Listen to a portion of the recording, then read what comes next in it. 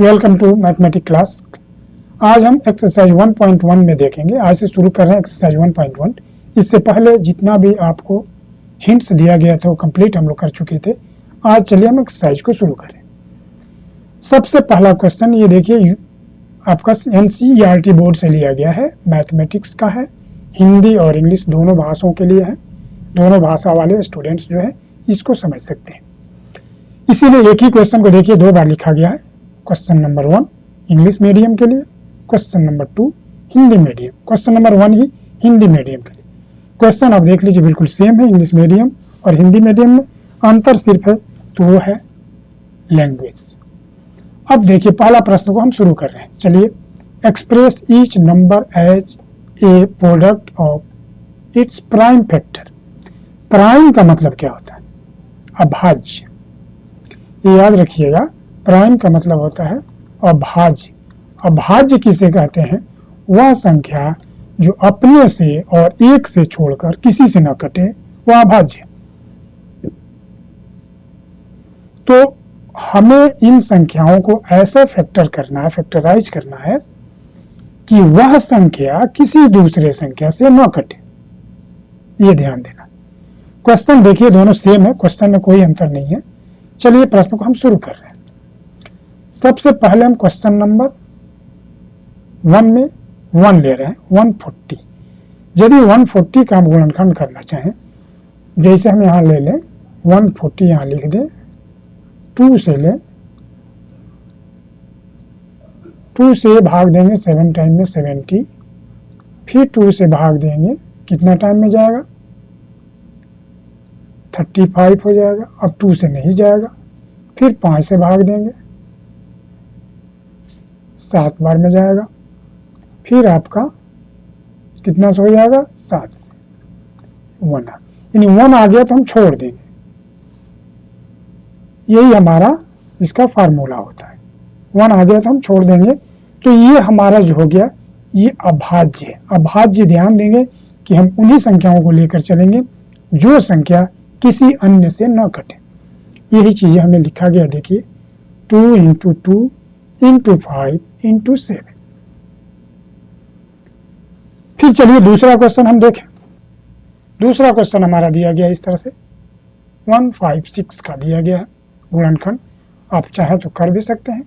156 गुणनखंड करें। देखिए जिसके अंत में 2 4 6 8 हो उसको 2 से ही पहले तोड़िए। 2 से तोड़ेंगे 7 टाइम्स 116, 8 टाइम्स, फिर 2 से जा रहे हैं आप तो कितना बार में जाएगा? 3 टाइम्स 1, 18 हो जाएगा 9। अब 2 से नहीं जाएगा, 3 लेंगे, 1 टाइम 3 टाइम्स, फिर 13 से डायरेक्ट कटेगा यानी 1। यानी हम लिख देंगे 2 × 2 × 3 × 13। तीसरा नंबर क्वेश्चन देखें 3825 का। अब इसको आप कर सकते हैं इस तरह से, जो मैंने पहले बताया था उस तरह से गुणनखंड कर सकते हैं। अब एक्सरसाइज 1.1 में ही 2 नंबर क्वेश्चन देखें, हिंदी और इंग्लिश दोनों में दिया गया है। कह रहा है find the LCM and HCF of the pair of the integers and verify that LCM into HCF product equal to the product of two number। ये क्या कह रहा है, समझ में आ रहा है? देखिए कह रहा है कि find the LCM and HCF। पहले इसका तो LCM निकालना है, फिर HCF निकालना है। फिर कह रहा है following the pair of the integer, जो दिए गए संख्या है, जो दिए गए युग्म है, उसमें से आपको LCM निकालना है और HCF निकालना है। फिर वेरीफाई, जांच करना है कि LCM और HCF का गुणनफल जो होता है वो प्रोडक्ट, वो संख्याओं के गुणनफल के बराबर होता है। प्रश्न को ले रहे हैं। प्रश्न हमारे पास है 26 और 91। सबसे पहले हम क्या निकालेंगे? LCM। LCM हम कैसे निकालेंगे? तो 26 का हम फैक्टराइज करेंगे और 91 का फैक्टराइज करेंगे। इसके निकालने का 2 तरीका है। पहले तरीका देखें, 26 का हो गया 2 × 30 और 91 का होता है, आप जानते हैं, 7 × 13। अब फैक्ट देखिए LCM और HCF में थोड़ा अंतर देख लें, आप ध्यान दें। LCM और HCF यदि फैक्टराइज के साथ निकाल रहे हैं तो उसका क्या फार्मूला है?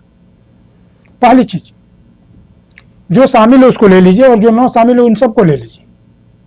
यही होता है एलसीएम का, जो शामिल है उसमें कॉमन लीजिए और जो नहीं शामिल है उसको सबको ले लीजिए। तो ये शामिल इसमें देख रहे हैं कि हम 13 शामिल है, इसमें कॉमन 13 हो जाएगा, तो HCF तो 13 हो गया, और एलसीएम इसमें हम क्या करेंगे, गुणा कर देंगे।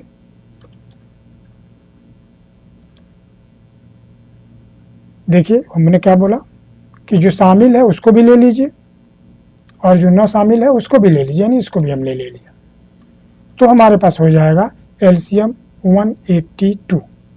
बाकी फार्मूला आप जानते हैं एलसीएम निकालने का, इस तरह से लिखते हैं 26 91, आप इस तरह से भी कर जा सकते हैं, सीधे जाइए किससे, 13 से, 2 टाइम 7, अब ये किसी से नहीं कटेगा, यानी इसको हम लिख सकते हैं 2 इंटू 7 इंटू 13, ये हमारा एलसीएम हो गया। संख्याओं का गुणनफल HCF और एलसीएम के गुणनफल के बराबर है, यानी हम इन दोनों में गुणा करेंगे और हम इन दोनों में गुणा करेंगे, देखेंगे कि क्या आपस में बराबर आ रहा है। HCF इंटू एलसीएम बराबर है product of two numbers. HCF के जगह हम 13 लिखेंगे, एलसीएम की जगह 182 लिखेंगे, इक्वल टू प्रोडक्ट जो हमारा है 26 इंटू 91, दोनों में आप गुणा कीजिए, कैलकुलेटर से गुणा करेंगे तो आपको मिलेगा 2366 और इधर भी मिलेगा 2366, यानी दोनों तरफ बराबर हो गया, यानी क्वेश्चन हमारा ये वेरीफाई हो चुका है। क्वेश्चन में आप लोगों ने इसको देखा 26 और 91 को हमने गुणनखंड के विधि से फैक्टर किया था और फैक्टर करके हम एलसीएम और HCF निकालेंगे, निकाले फैक्टर करके हम HCF और एलसीएम निकाले थे। अब हम देखेंगे इसी क्वेश्चन में भाग विधि से हम कैसे एलसीएम और HCF निकाल करके इसमें हम प्रूव करते हैं। सेम वही क्वेश्चन है और ये दोनों फार्मूला आप अप्लाई कर सकते हैं बाकी के क्वेश्चन पे। सबसे पहले देखिए HCF हम निकाल लें, तो HCF में नहीं जानते हैं कि बड़ा वाला पद से दूसरे से छोटे से भाग देते हैं, तो हम कुछ ऐसे लिख देंगे, भाग देंगे 26 से, 26 से भाग देंगे तो कितना टाइम में जाएगा, 3 टाइम्स जाएगा, तो 3 टाइम्स जाएगा 78 होगा। यहाँ लाइन खींचे, लाइन खींचने के बाद रिमाइंडर आएगा, रिमाइंडर हमारा 13 आएगा। अब इस रिमाइंडर को हम फिर क्या बना देंगे, इसको डिवीजर, और ये जो हमारा डिवीजर था ये हो जाएगा डिविडेंड, ये हमारा हो गया डिविडेंड। फिर इसमें हम भाग देंगे, भाग देने के बाद 2 टाइम्स गया, यानी हमारा रिमाइंडर कितना आ गया, 0।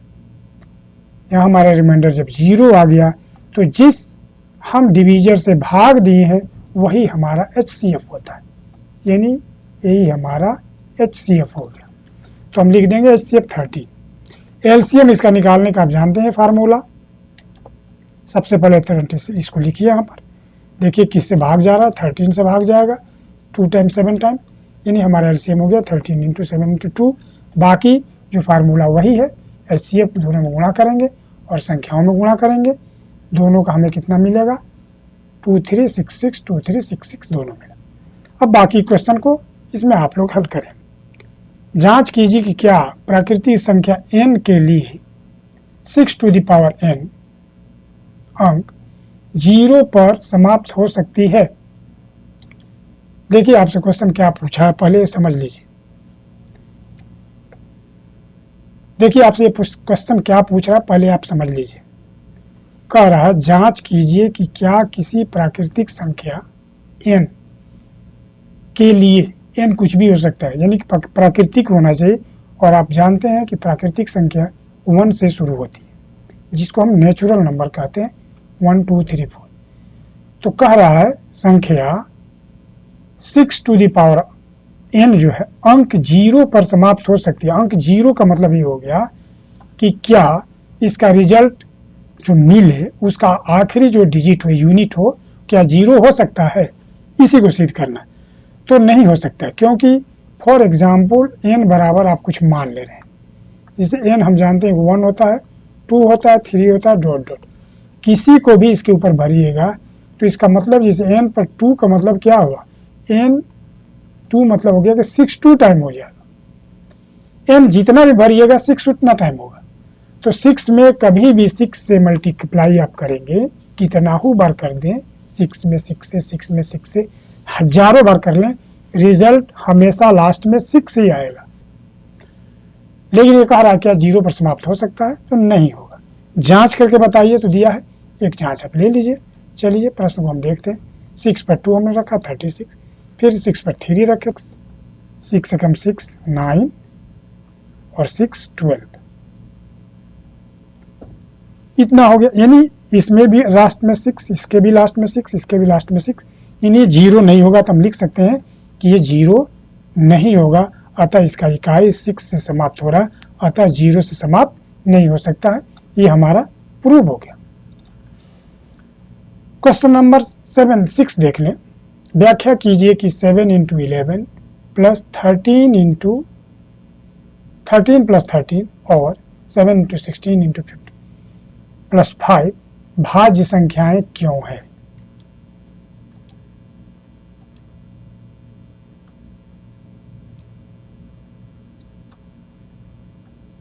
अब इसको हम यहां देख लें। 7 × 11 × 13 प्लस 13, अब 7 में 11 से मल्टीप्लाई की 77 हो गया, इंटू 13, फिर चले इसमें गुणा किए इतना हो गया, प्लस 13, और फिर हमारा हो गया 1014, ये हमारा इतना हो गया। तो ये जो है, ये जो संख्या है, ये 13 से भाज्य है, ये 13 से पूरी तरह से कट रहा है, और उसमें हम 13 और जोड़ दिए, तो जितना बार में कट रहा था, यानी 77 टाइम में कट रहा था, एक बार और बढ़ गया, यानी 74 टाइम में कटेगा। तो हमारा ये भाज्य है। और दूसरी चीज ये है कि संख्याएं भाज्य संख्या क्यों है? तो भाज्य के लिए कंडीशन ये भी जानते हैं, यदि विषम संख्या हो, दो विषम संख्याओं का जोड़ सम में होता है, और जब सम होता है तो संख्याएं भाज्य हो जाती है। जैसे देखिए यहाँ पर हमारा ऑड है, यहाँ पर भी हमारा ऑड है, तो ऑड में मल्टीप्लाई किए तो ऑड हो गया, और ऑड में ऑड जोड़ते हैं तो इवन हो जाता है, यानी ये सम संख्या मिल गया। तो ये क्लियर सी बात हो गई कि हमारा भाज्य होगा। दूसरा क्वेश्चन हम शुरू करें।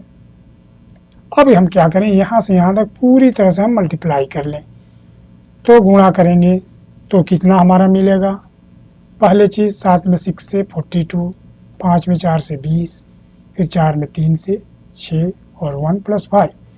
अब इसमें गुणा करेंगे और इसमें गुणा करेंगे और सब में गुणा कर देंगे, या 20 में 6 से गुणा करें, जैसे गुणा करें आप।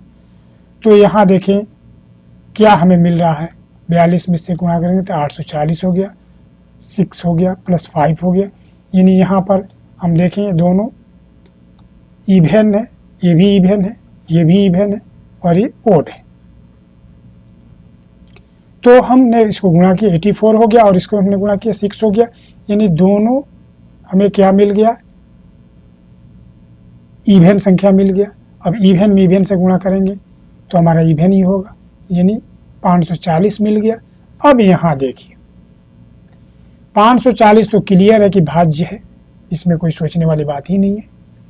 लेकिन जैसे ही हम 5 इसमें जोड़ देंगे तो आप देखिए जिसके आखिरी में 0 आता है वो हम जानते हैं कि 5 से विभाज्य है, और इसमें फिर 5 जोड़ देंगे, यानी संख्या 5 से कटेगी, डिविजिबल बाई 5, इसलिए जो संख्या भी है वो 5 से डिविजिबल है। धन्यवाद। यदि आपको ये वीडियो अच्छी लगी तो कृपया लाइक एवं शेयर करें। मिलते हैं इसी एक्सरसाइज में नेक्स्ट क्वेश्चन के साथ।